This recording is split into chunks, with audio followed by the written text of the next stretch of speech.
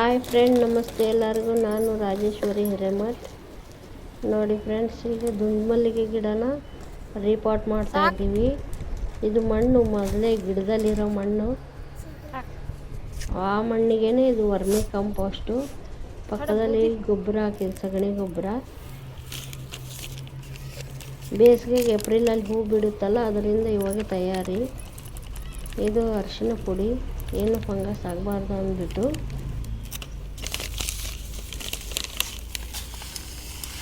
ಹಾಗೆ ಸ್ವಲ್ಪ Epsom salt,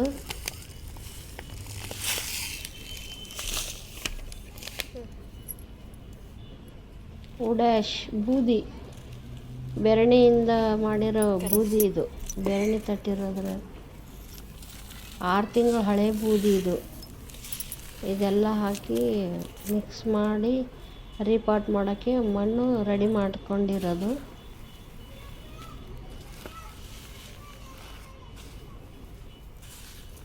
ನೋಡಿ ಫ್ರೆಂಡ್, ನನ್ನ ಚಾನಲ್ನ ಯಾರೆಲ್ಲ ನೋಡಿಲ್ಲ ನೋಡಿ ಲೈಕ್ ಮಾಡಿ, ಶೇರ್ ಮಾಡಿ, ಸಬ್ಸ್ಕ್ರೈಬ್ ಮಾಡಿರಿ ಪ್ಲೀಸ್, ದಯವಿಟ್ಟು.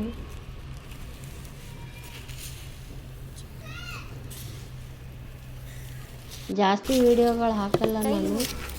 ನೋಡಿ, ಇದು ಬಕೆಟ್ ಚಿಕ್ಕ ಬಕೆಟಲ್ಲಿತ್ತು ಫಸ್ಟು, ಅದು ತೆಗೆದು ದೊಡ್ಡ ಬಕೆಟಲ್ಲಿ ಹಾಕೋಕ್ಕೆ ರೆಡಿ ಮಾಡಿರೋದು. ಈ ಬಕೆಟು ತುಂಬ ಮಣ್ಣಿಲ್ಲ, ಅದು ಕೆಳಗಡೆ ಒಣಗಿರೋ ಎಲೆ ಮತ್ತು ತೆಂಗಿನ ನಾರು ಹಾಕಿ, ಆಮೇಲೆ ಸ್ವಲ್ಪ ಮಣ್ಣು ಹಾಕಿ ಗಿಡನ ಹಾಕಿರೋದು. ರೀಪಾಟ್ ಮಾಡ್ತಾ ಇರೋದು ದುಂಡುಮಲ್ಲಿಗೆ ಗಿಡ. ಏಪ್ರಿಲಿಂದ ಹೂ ಕೊಡೋಕ್ಕೆ ಸ್ಟಾರ್ಟ್ ಮಾಡ್ತಾವಲ್ಲ, ಅದರಿಂದ. ನೋಡಿ ಫ್ರೆಂಡ್, ಏನಾದರೂ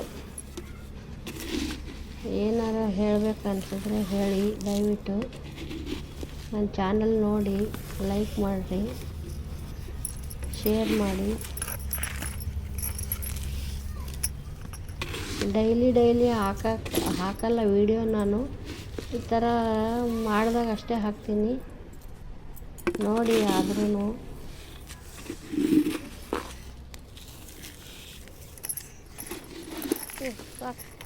ಇಷ್ಟ ಆದರೆ ಲೈಕ್ ಮಾಡಿ. ಚಂದ ಪ್ರೆಸ್ ಮಾಡಿ ಚಲೋ. ಈ ಥರ ಹಾಕಿಬಿಟ್ಟು ಚೆನ್ನಾಗಿ ಪ್ರೆಸ್ ಮಾಡಬೇಕು. ಗಿಡ ಲೂಸ್ ಆಗಬಾರ್ದು. ಲೂಸ್ ಆದರೆ ಮತ್ತು ಗಾಳಿ ಹೋಗುತ್ತೆ ಗಿಡಕ್ಕೆ.